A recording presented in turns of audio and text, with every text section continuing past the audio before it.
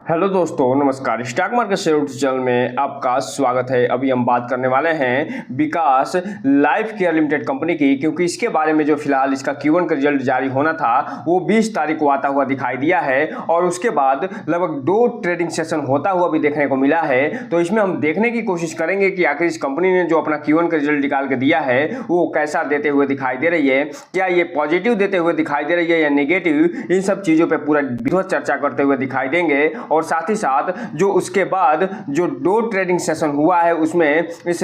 Q1 result का इस company पे क्या प्रभाव पड़ता हुआ दिखाई दिया है, इसे भी जानने की कोशिश करेंगे और देखेंगे क्या इस पे नेगेटिव असर पड़ा है या पॉजिटिव, क्या इसमें गिरावट देखने को मिली है या इसमें तेजी आती हुई दिखाई दे रही है। इन सब चीज़ों पे भी चर्चा करते हुए दिखाई देने वाले हैं। इसके अलावा जो रिटेल इन्वेस्टर हैं वो फिलहाल इसमें उनको क्या करना चाहिए उस पर भी थोड़ा बहुत हम चर्चा करते हुए देखने को मिलेंगे। इसके अलावा जो विकास इकोटेक लिमिटेड कंपनी है उसके बारे में भी जो कुछ अपडेट निकल के सामने आए होंगे उसे भी हम इस वीडियो में पूरा डिटेल से देखने वाले हैं। तो चलिए दोस्तों, बिना किसी देरी के वीडियो शुरू करते हैं। तो दोस्तों, आप यहाँ पे देख रहे हैं कि यहाँ पे फिलहाल 20 तारीख का डेट पड़ा हुआ है और 20 तारीख को ही ये जो कंपनी है अपना जो स्टैंड रिजल्ट है और कंसोलिडेटेड रिजल्ट है वो दोनों का जारी करते हुए दिखाई दे रही है। और इसमें जो हम देखने वाले हैं वो फिलहाल कंसोलिडेटेड रिजल्ट को ही देखने वाले हैं, क्योंकि जो कंसोलिडेटेड रिजल्ट होता है उसमें न केवल जो सब्सिडीज कंपनियाँ होती हैं उसका डेटा शामिल होता है, बल्कि जो स्टैंड एलोन जो डेटा होता है उसका भी शामिल करके फिर इस रिजल्ट को तैयार किया जाता है। तो आप यहाँ पे देख रहे हैं कि 20 जुलाई का डेट पड़ा हुआ है और यहाँ पे ये बताया जा रहा है कि ये जो स्टैंड एलोन एंड जो कंसोलिडेटेड रिजल्ट है वो दोनों जारी करते हुए देखने को मिल रहे हैं। लेकिन इनका जो कंसोलिडेटेड रिजल्ट है उसको देखने से पहले थोड़ा सा हम बात कर लें कि ये जो कंपनी है कौन कौन से सब्सिडीज के माध्यम से काम करते हुए दिखाई देती है। तो यहाँ पे आप देख रहे हैं जो Shashi Beriwal company private limited है वो इसकी सब्सिडरी कंपनी होते हुए देखने को मिलती है और जेनेसिस गैस जो सोल्यूशन प्राइवेट लिमिटेड है वो भी इसकी फिलहाल सब्सिडरी होते हुए देखने को मिलती है। और एक चीज़ और आपको बता दूं, ये जो कंपनी है अभी कई और कंपनियों के साथ फिलहाल समझौता करते हुए दिखाई दे रही है, उनको खरीदने के लिए अच्छा खासा प्लान लेके आती हुई दिखाई दे रही है। और अभी ये ईबिक्स जो सॉफ्टवेयर कंपनी है यूएसए की उसके संदर्भ में भी अच्छा खासा पैसा देकर और उसे खरीदते हुए नजर आई है और उसके बारे में डील लगभग फाइनल होता हुआ दिखाई दे रहा है। तो जब अगला रिजल्ट निकल के सामने आएगा तो उसमें आप देखेंगे कि इसकी जो सब्सिडरी कंपनियां हैं उन फिलहाल बढ़ते हुए देखने को मिल सकती हैं। अब हम अगर बात कर रहे हैं इसके जो कंसोलिडेटेड रिजल्ट निकल के सामने आया है उसकी, तो यहाँ पे आप देख रहे हैं कि जो जून का सेगमेंट दिखाई दे रहा है उसमें ये जो कंपनी है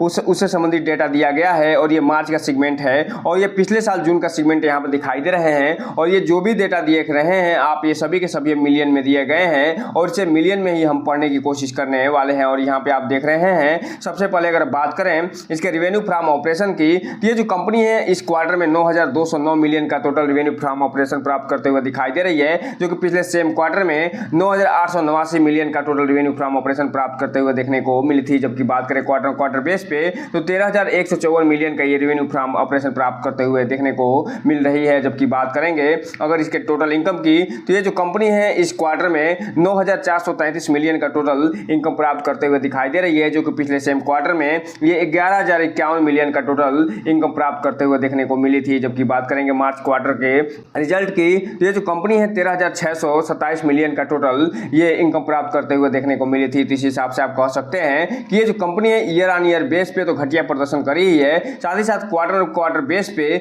भी बहुत ही घटिया प्रदर्शन करते हुए देखने को मिल रही है। क्योंकि आप जानते हैं कि कोई भी कंपनी अगर इनकम प्राप्त करती है तो उसके साथ साथ कुछ खर्चे भी करते हुए दिखाई देती है और इसी संदर्भ में इसका इस क्वार्टर का जो खर्चा टोटल रहा है, टोटल जो एक्सपेंस रहा है वो 9,430 मिलियन का होता हुआ दिखाई दे रहा है, जो कि पिछले सेम क्वार्टर में 97,59 मिलियन का होता हुआ देखने को मिला था। जबकि बात करेंगे क्वार्टर बेस पे तो ये जो कंपनी है 13,000 मिलियन का टोटल ये फिलहाल खर्चा करते हुए दिखाई दी थी। तो इस हिसाब से आप कह सकते हैं ईयर ऑन ईयर बेस पे हालांकि मामूली सा इसके टोटल एक्सपेंस में कमी आई है और साथ ही साथ इसके जो क्वार्टर बेस पे तो अच्छा खासा ये अपना टोटल एक्सपेंस कम करते हुए देखने को मिली है। लेकिन इसका मतलब ये नहीं है कि ये जो कंपनी है फिलहाल प्रॉफिट में आते हुए देखने को मिलेगी, बल्कि इसका जो क्वार्टर बेस है और ईयर ऑन ईयर बेस पे ये जो कंपनी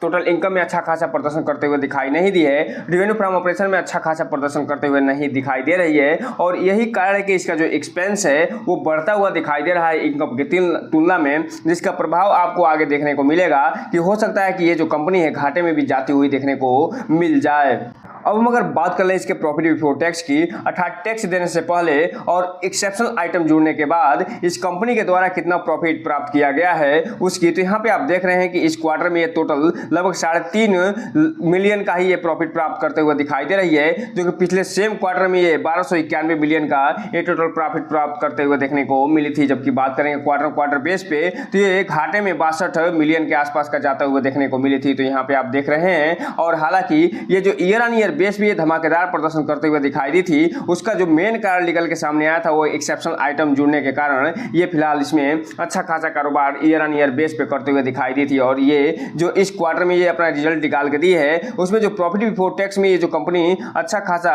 कारोबार करते हुए दिखाई दे रही है, उसका जो मेन कारण निकल के सामने आ रहा है वो फिलहाल जो एक्सेप्शनल आइटम में जितना प्राइस जुड़ा है वही इसका जो प्रॉफिट बिफोर टैक्स होता हुआ देखने को मिल रहा है। तो कुल मिलाकर ये कहा जा सकता है कि ये जो कंपनी है प्रॉफिट बिफोर टैक्स में न केवल ईयर ऑन ईयर बेस पे बहुत ही घटिया प्रदर्शन करी है, बल्कि क्वार्टर बेस पे भी ये हालांकि ठीक ठाक प्रदर्शन करते हुए देखने को मिल रही है। वहीं अगर हम बात कर लें इस कंपनी के जो प्रॉफिट फॉर द पीरियड है, जिसे नेट प्रॉफिट के नाम से जाना जाता है, और साथ ही साथ यही इसका जो वास्तविक प्रॉफिट है वो होता हुआ दिखाई देता है। तो और ये जो नेट प्रॉफिट होता है वो टोटल इनकम में से जो टोटल एक्सपेंस के अलावा जो टोटल टैक्स होते हैं, इसके अलावा जो अदर खर्चे होते हैं उनको घटाने के बाद जो शेष राशि बचती है वही नेट फॉर द पीरियड या net profit for the period होता हुआ देखने को मिलता है। तो यहाँ पे आप देख रहे हैं कि ये जो कंपनी है इस क्वार्टर में टोटल 291 मिलियन का घाटा दिखाते हुए नजर आ रही है, लॉस करते हुए दिखाई दे रही है, जो कि पिछले सेम क्वार्टर में 1169 मिलियन का टोटल प्रॉफिट दिखाते हुए नजर आई थी। और ये जो प्रॉफिट दिखाई थी वो फिलहाल एक्सेप्शनल आइटम जुड़ने के कारण प्रॉफिट दिखाते हुए नजर आई थी। जबकि बात करेंगे क्वार्टर बेस पे तो ये पिछले क्वार्टर में ये जो कंपनी है 203 मिलियन का total profit for the period प्राप्त करते हुए निगेटिव में दिखाई दी थी, वो फिलहाल बढ़ के लगभग 300 मिलियन के आसपास लॉस दिखाता हुआ नजर आ रहा है। तो कुल मिलाकर ये कहा जा सकता है कि ये जो कंपनी है न केवल ईयर ऑन ईयर बेस पे बहुत ही घटिया प्रदर्शन करी है, बल्कि क्वार्टर बेस पे तो ये और घटिया प्रदर्शन करते हुए देखने को मिल रही है। और इसका जो प्रभाव होगा आप आगे देखेंगे कि इसके अर्निंग पर शेयर पे भी पड़ता हुआ दिखाई जरूर देगा। दोस्तों अभी हम अगर यहाँ पे बात इसके अर्निंग पर शेयर की, तो यहाँ पे आप देख रहे हैं कि इसका जो अर्निंग पर शेयर है ईयर ऑन ईयर बेस पे 0.08 से घट के 0.00 होता हुआ दिखाई दे रहा है, और क्वार्टर बेस पे भी 0.03 से घट के 0.00 होता हुआ देखने को मिल रहा है। तो इस हिसाब से आप कहा जा सकता है कि ये जो कंपनी है जो अपना रिजल्ट निकाल के दी है Q1 का, बहुत ही बेकार रिजल्ट पेश करते हुए दिखाई दे रही है,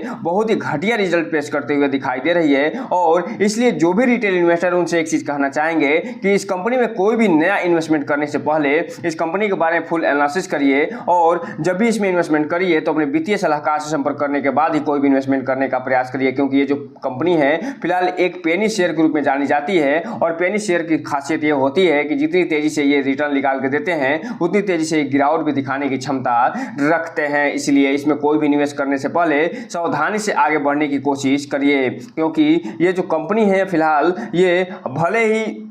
लगातार अच्छे अपडेट देते हुए नजर आ रही है, लेकिन अभी भी बहुत ही ज्यादा रिस्की होते हुए देखने को मिल रही है। अगर बात करें इसके ज्योग्राफिकल लोकेशन के थ्रू जो रेवेन्यू ये कंपनी प्राप्त करी है उसके बारे में, तो यहाँ पे आप देख रहे हैं कि ये जो कंपनी है वो सिर्फ और सिर्फ डोमेस्टिक जो क्षेत्र है वहीं से ये कारोबार करते हुए दिखाई दे रही है, और इसमें कोई भी जो एक्सपोर्ट के माध्यम से ये कारोबार ये इस क्वार्टर में करते हुए दिखाई नहीं दे रही है। और यही कारण है कि फिलहाल ये जो कंपनी न केवल घाटे में जाते हुए दिखाई रही है, बल्कि इसका प्रोग्रेस भी बहुत ही अच्छा होता हुआ देखने को नहीं मिल रहा है। अब हम अगर बात कर लें कि ये जो कंपनी कौन कौन से सेगमेंट में कैसा कैसा प्रदर्शन करते हुए देखने को मिली है, तो यहाँ पे आप देख रहे हैं कि ये जो कंपनी है जो रियल एस्टेट डिवीजन में फिलहाल कोई भी अभी कारोबार करते हुए देखने को नहीं मिली है, नहीं ये ईयर ऑन ईयर बेस पे बल्कि नहीं ये क्वार्टर बेस पे कारोबार करते हुए दिखाई दे रही है। जबकि बात करें अगर हम ट्रेडिंग एंड मैन्युफैक्चरिंग डिवीजन जो पॉलीमर इसका जो मुख्य और बिजनेस है उसमें, तो ये जो कंपनी है ईयर ऑन ईयर बेस पे भी बहुत ही बेकार प्रदर्शन करी है, और क्वार्टर बेस पे भी बहुत ही घटिया प्रदर्शन करते हुए देखने को मिल रही है। जबकि बात करें इसके एग्रो डिवीजन की, की तो उसमें ये जो कंपनी है ईयर ऑन ईयर पेस के अलावा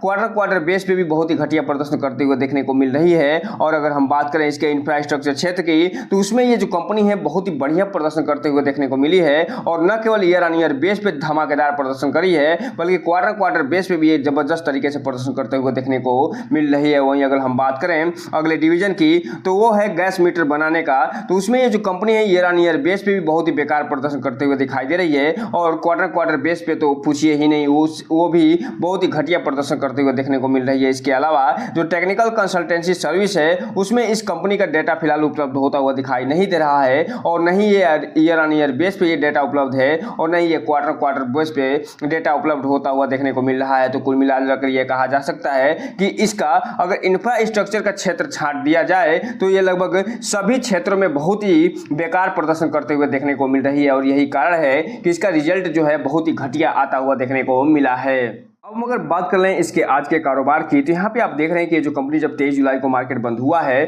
और 20 जुलाई का जो इसका Q1 रिजल्ट निकल के सामने आया है उसके बाद तो 2 ट्रेडिंग सेशन होता हुआ देखने को मिल रहा है। उसके बाद हालांकि आज इसमें गिरावट देखने को नहीं मिली है, लेकिन जब कल मार्केट खुला था यानी 22 तारीख को जब मार्केट खुला तो इसमें अच्छी खासी गिरावट देखने को मिली थी और आज ये जो कंपनी है 4 रुपये 96 पैसे पे बंद होते हुए देखने को मिल रही है। 5 दिन की चार्ट पैटर्न की बात करेंगे तो यहाँ पे आप देख सकते हैं कि जो गिरावट पिछले कई दिनों से आ रही है और इस कंपनी का जो Q1 का रिजल्ट निकल के सामने आया है वो बहुत ही बेकार निकल के सामने आया है। उसके बाद ये जो कंपनी जो गिरावट दिखाई है उसके कारण 5 दिन में ये 5% का निगेटिव रिटर्न निकाल के देते हुए नजर आ रही है। 1 महीने की बात करेंगे तो 12% का निगेटिव रिटर्न, 6 महीने की बात करेंगे तो 32% का निगेटिव रिटर्न, ईयरटेल रेट की बात करेंगे तो लगभग आधे % का पॉजिटिव रिटर्न निकाल के देते हुए नजर आ रही है। जबकि बात करेंगे 1 साल के चार्ट पैटर्न की तो ये जो कंपनी है 1 साल में 60% का रिटर्न निकाल के दी है। जबकि मैक्सिमम चार्ट पैटर्न की बात करेंगे तो ये जो कंपनी लिस्ट हुई थी 2021 में 2 रुपये 66 पैसे पे, तब से लेके अभी तक 86 से 87% पे ही रिटर्न निकाल के देते हुए नजर आई है